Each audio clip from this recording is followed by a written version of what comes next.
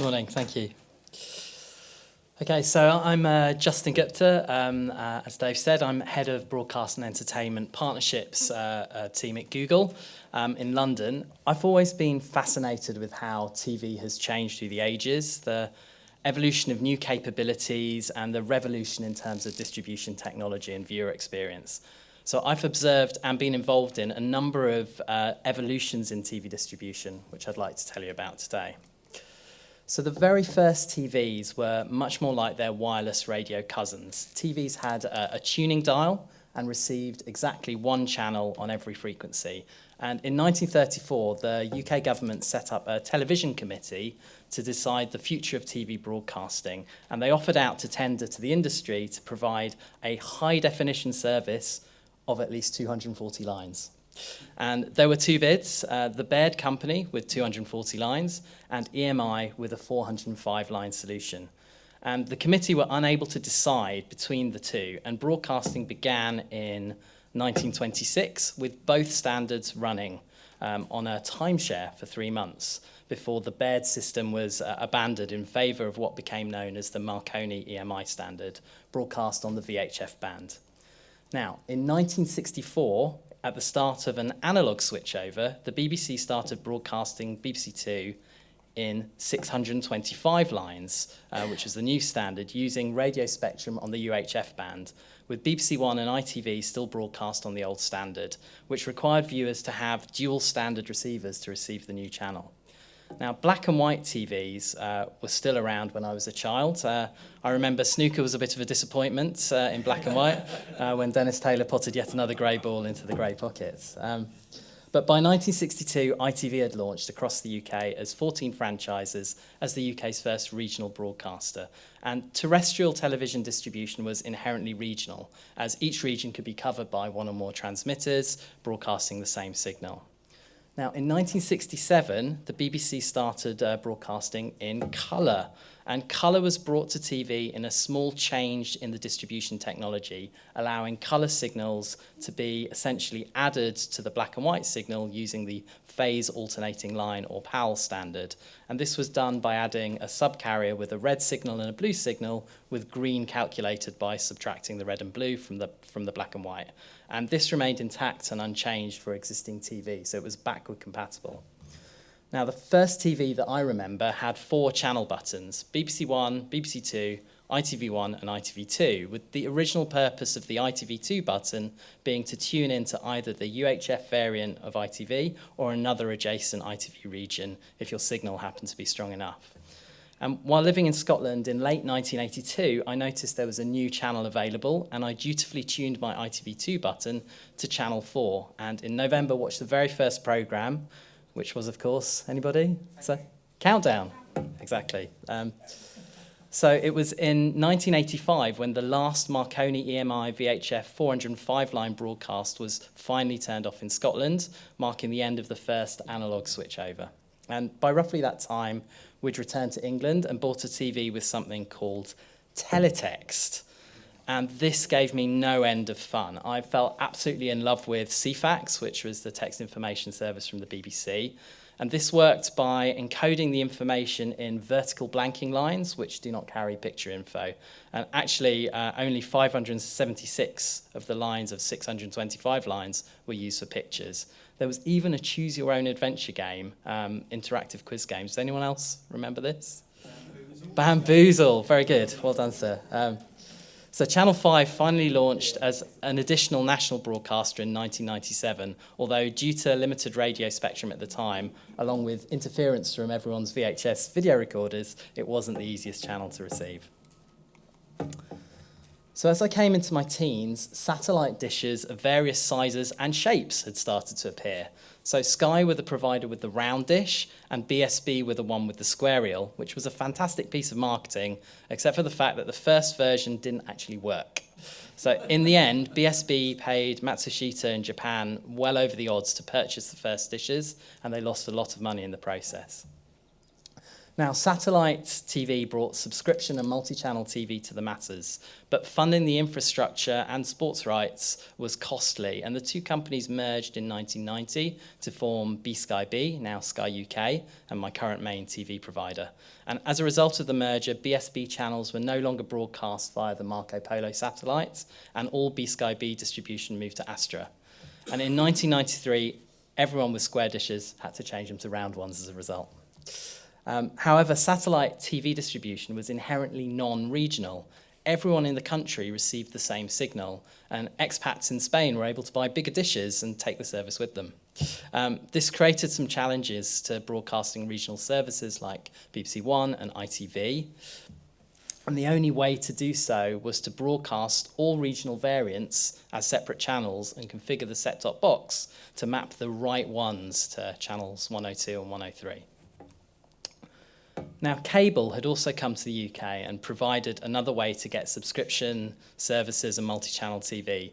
And there were many regional companies providing the service in the 80s and 90s, which eventually amalgamated. So my cable provider in the late 90s was Cabletel, which became NTL and finally merged with Telewest to form Virgin Media in 2006.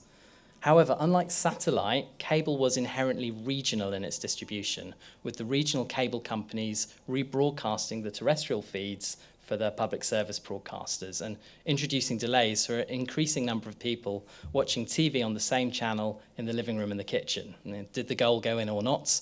The people in the kitchen say, yes, it's already a goal. So often a disappointing experience. So the shift to digital distribution brought multi-channel TV to the masses around 1998 with the launch of On Digital for terrestrial TV. And this was a set-top box you could plug into a regular aerial.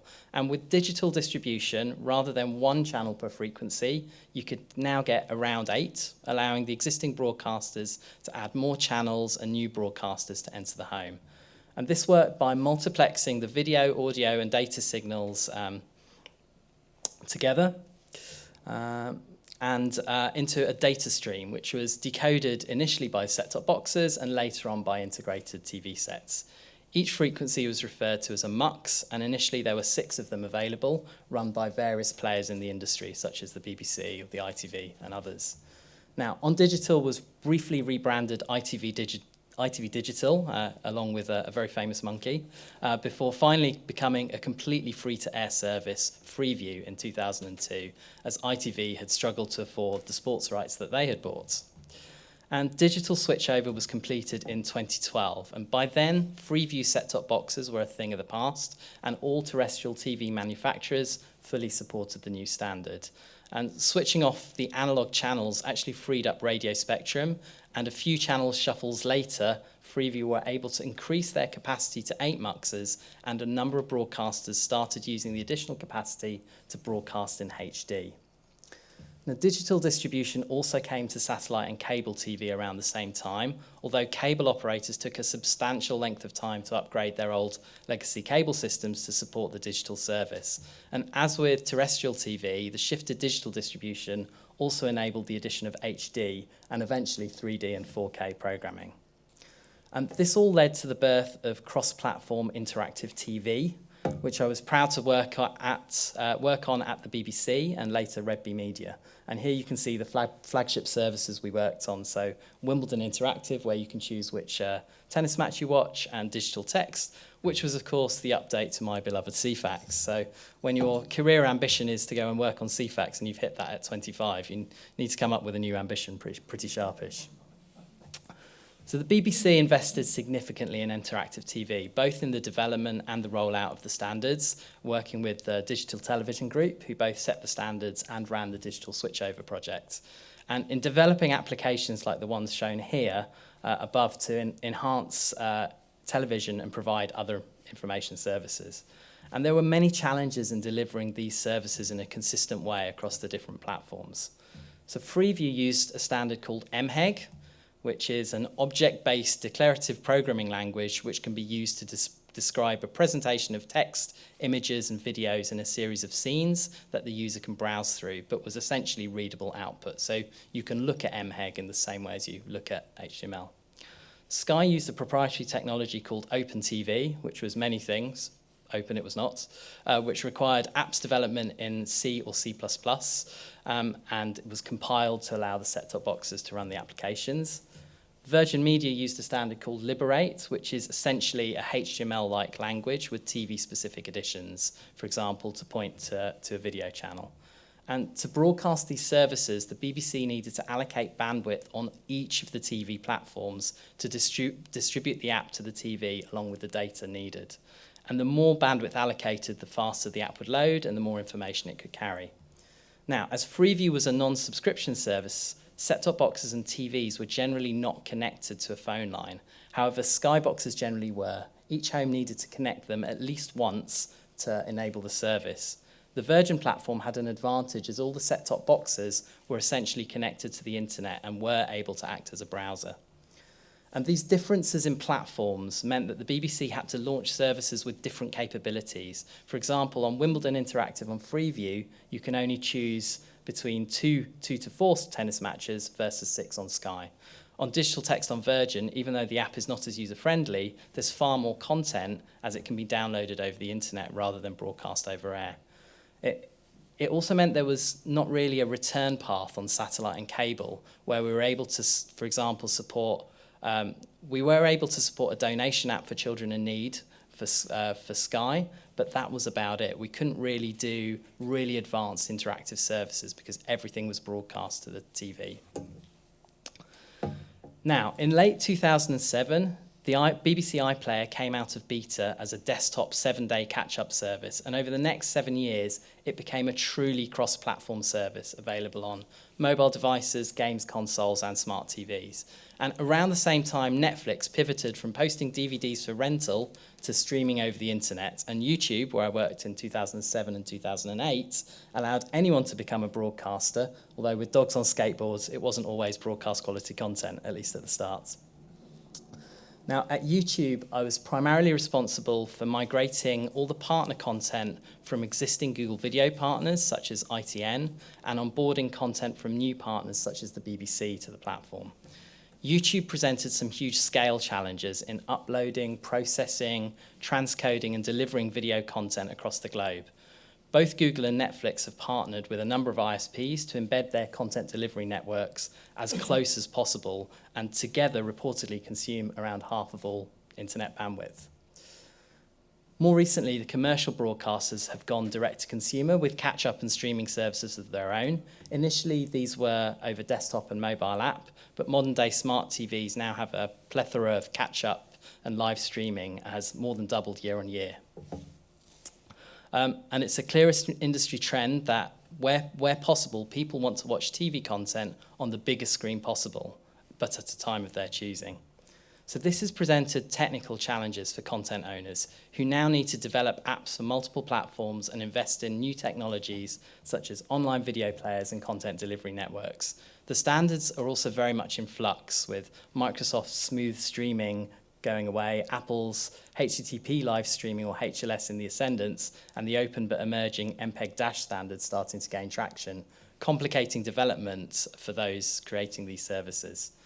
So going direct to consumers allows broadcasters to take both subscription and advertising revenues, but they now need to bear the cost of promotion and distribution themselves. Now, as TV is increasingly being distributed over the internet, it's now possible to customize the content in real time, and that evolution has already started and is being supercharged by new technologies such as dynamic ad insertion and new standards such as HbbTV.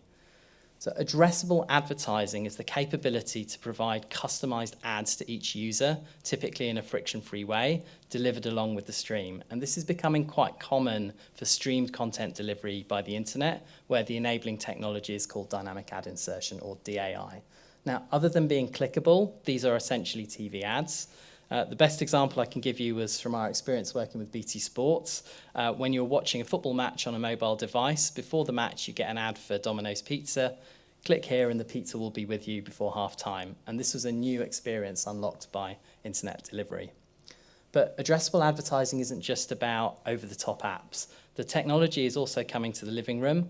And in fact, we've already had this on the Sky platform since 2014 with Sky AdSmart, where ads are downloaded to your set-top box overnight and slipstreamed in real time as you're viewing. And operators and broadcasters are using a variety of approaches to enable addressability, set-top box integrations, partnering with TV manufacturers, or using new standards such as HbbTV. So addressable advertising gives the ability to show the right ad to the right user at the right time, or potentially the right version of the ad, improving the relevance from a demographic or a geographic point of view. And when TVs are internet connected, there's the possibility to use one or more of geographical location, subscriber data, or viewing history to select the best ad. Okay, this video shows an example of dynamic ad insertion on OTT, and this is from our partnership with BT Sport last year. So, in the big screen, what you're going to see is BT Sport on the Sky platform. Can you just turn the volume down a bit? Yeah.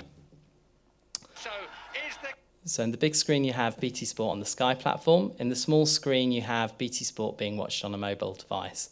Maybe if you can spin about halfway into the video.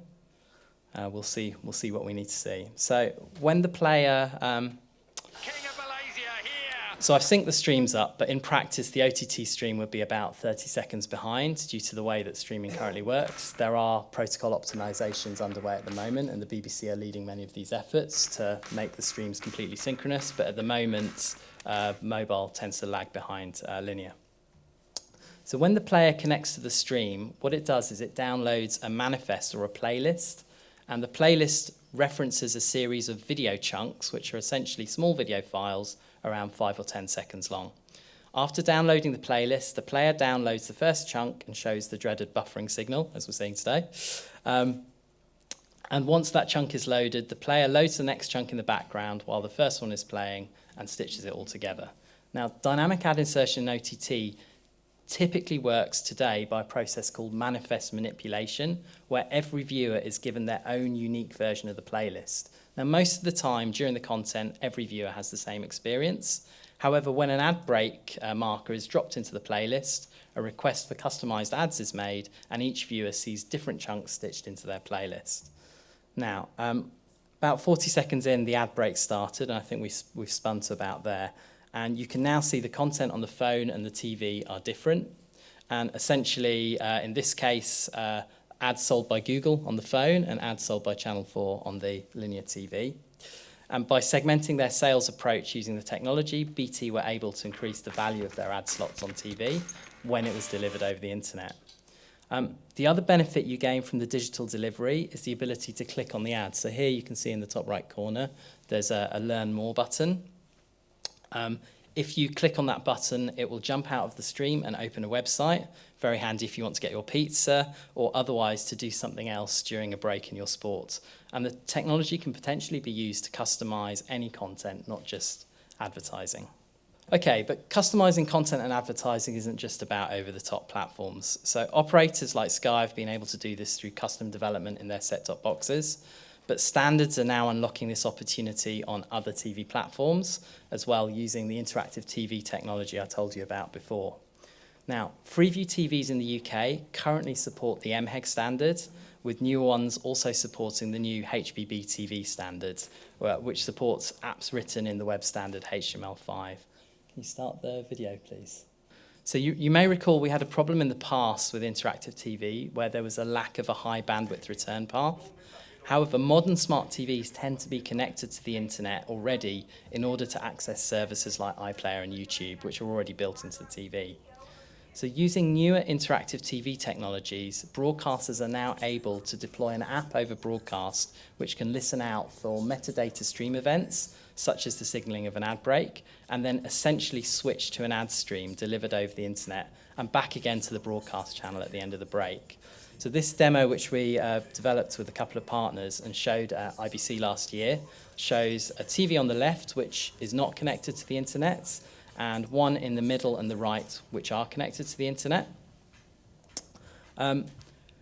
Based on the user's location and the viewing behavior of the internet, you then have the ability to customize the ads shown to the TV in the middle and the TV on the right. And essentially what happened at the beginning of the break is the curtain came down in the theatre, and then the TV switched from the broadcast stream to the internet stream. The TV in the middle on the right are currently on the internet stream. At the end of the ad break, we'll see the same thing happen. The curtain will come down. Here it comes. And then everyone is back to the same experience. So this technology will, in the coming years, start to become more prevalent and start to be rolled out more widely. And this is how broadcasters are going to address the need to provide advertisers with a way to buy digitally and also increase their revenues.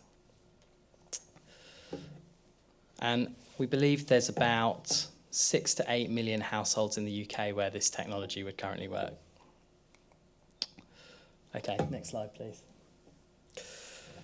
But internet delivery presents some interesting scalability challenges. So content delivery networks can reduce the overall load on the internet, but when people are streaming content over the top, every user has a unique unicast stream. And this can be a big problem for large live sporting events in particular.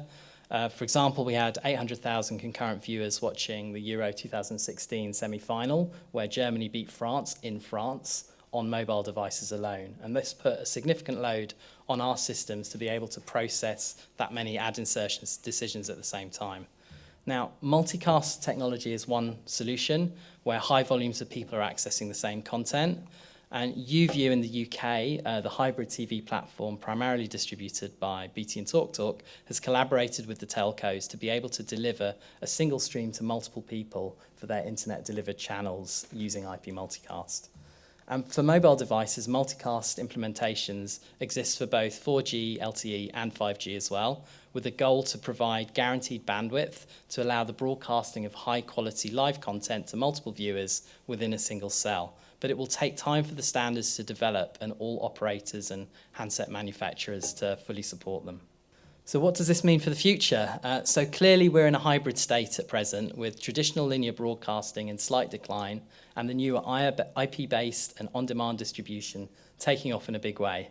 So what would happen if we were hit by an asteroid? If we were to start from scratch, we probably would just standardize on IP, but as TV resolution increases to 4K and even 8K in Japan, the bandwidth requirements just keep increasing too. So one potential outcome is that the radio spectrum currently used for digital TV distribution could be repurposed for broadcast IP distribution, guaranteeing bandwidth for the most in-demand live content, with converters being provided for old TVs to convert the internet feed into a signal which the older TVs can decode.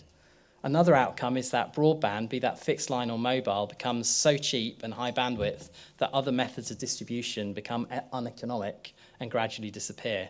So Sky have announced that they're releasing a version of their Sky Q platform that no longer requires a satellite dish as long as you have fibre broadband. So the end may be nigh for the satellite dish. So could we be on a glide path to full IP distribution?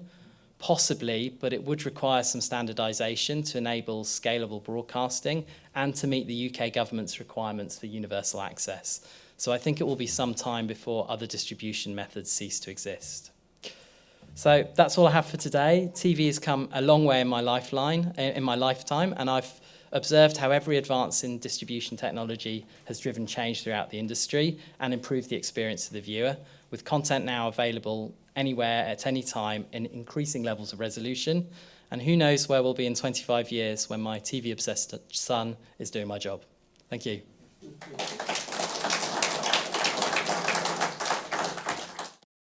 Yes, Mike Thornton.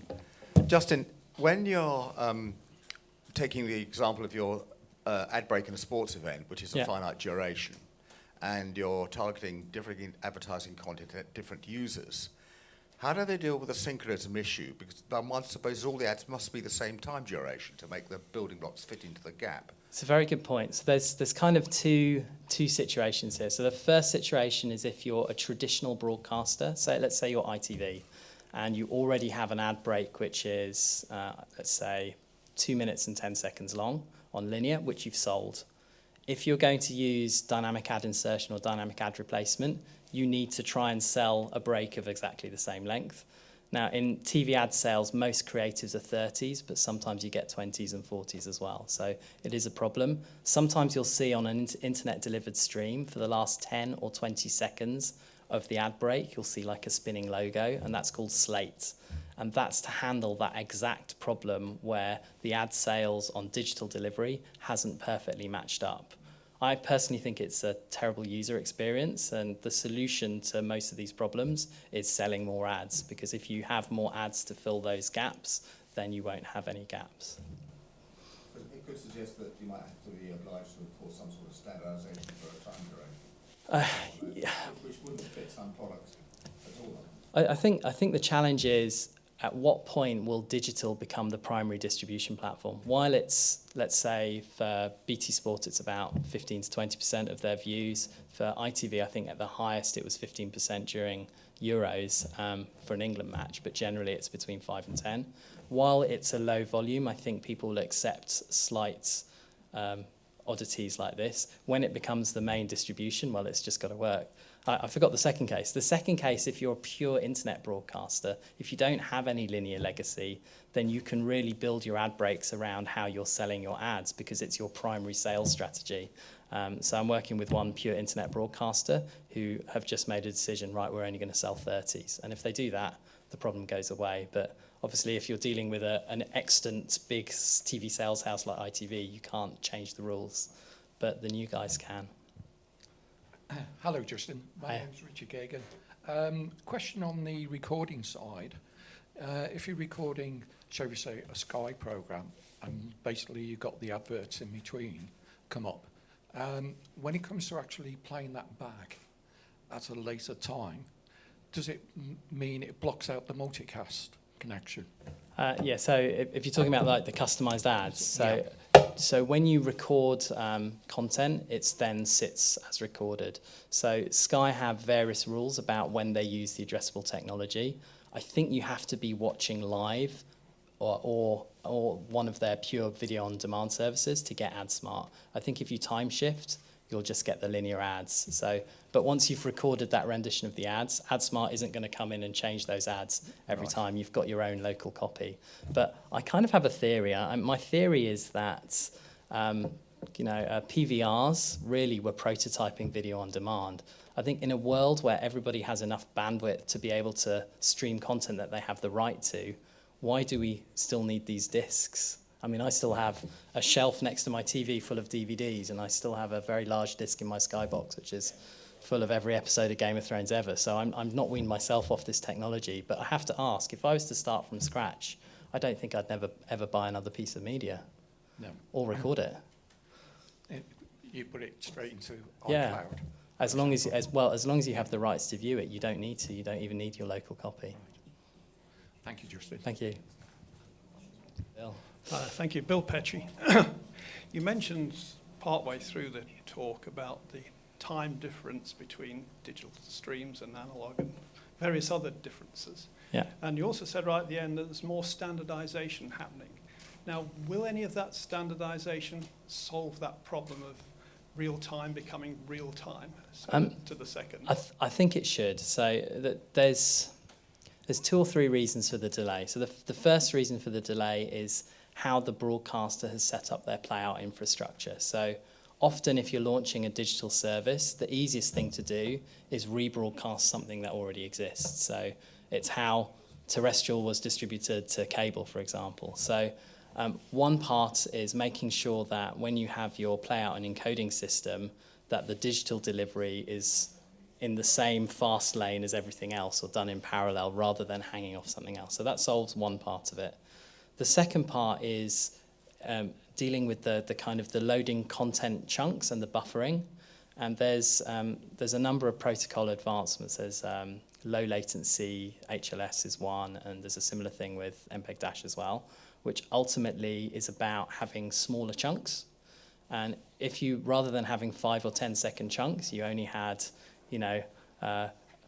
let's say a 1/10 of a second chunk, then you could load that chunk and play it out quicker. There's also things around having synchronization in the protocol, because if you actually put your digital delivery ahead of everything else, digital could be ahead of linear, and then what you'd actually need to do is slow it down a bit so that you solve the problem that we're all sitting in the house, somebody's watching on their phone, somebody's watching on Freeview, somebody's watching on Sky, and when the goal comes in, it's nailed at exactly the same time. And BBC in particular are showing a lot of leadership here in trying to solve this problem. So it's utterly solvable, but standards and protocols and rollouts and players takes time to update, as does the broadcast infrastructure. And again, while it's 10 to 15% of viewership, it's not the top priority. But the BBC, because they're funded in a different way, are able to invest in these new enabling technologies like interactive TV and like low latency streaming. So I think once they do it, the others will fall in line very quickly. Justin, can you see the death of the set-top box within 5 to 10 years? So why are we having so much power drawn for millions of set-top boxes when everybody starts streaming straight on his TV? So I think the set-top box still performs a very useful function in being the aggregation point. Where I think things may change is the standards may evolve to allow a cable operator to deliver their service to a smart TV without needing the set-top box. So there's an extension to HBB TV.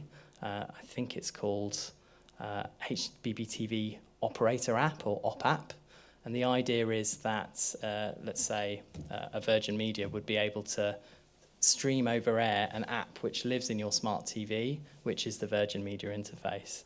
Funnily enough, though, there is pushback from the cable companies. There is a lot of power in having a physical device in a person's home for all sorts of things, branding, and those of us that have our Game of Thrones and archive and so on and so forth. So, but I think the costs of managing all these boxes and refresh cycles will at some point become prohibitive.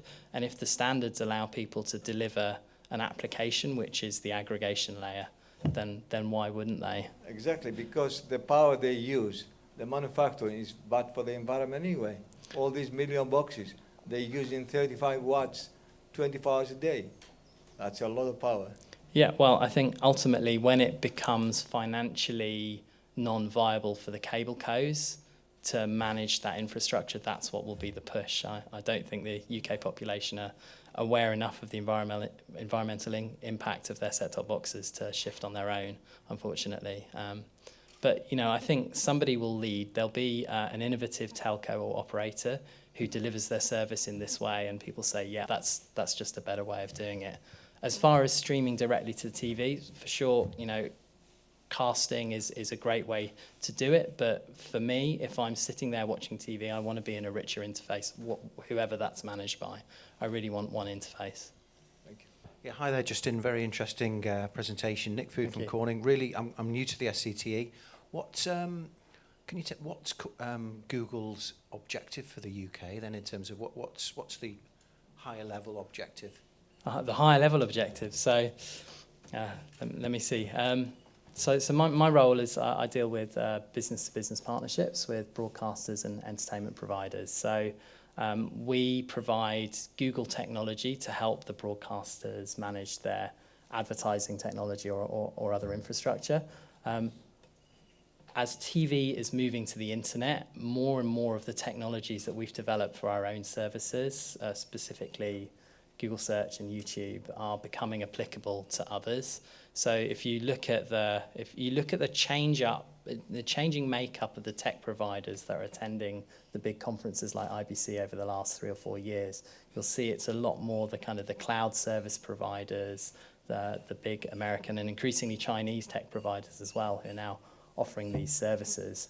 For us, we want to make sure that great content is still serviced. Like Google is about discovery of content, so we want to help broadcasters with their discovery challenges, their distribution challenges, and having the right infrastructure, but also, in my case, their monetization challenges, so making sure they're able to commercialize it.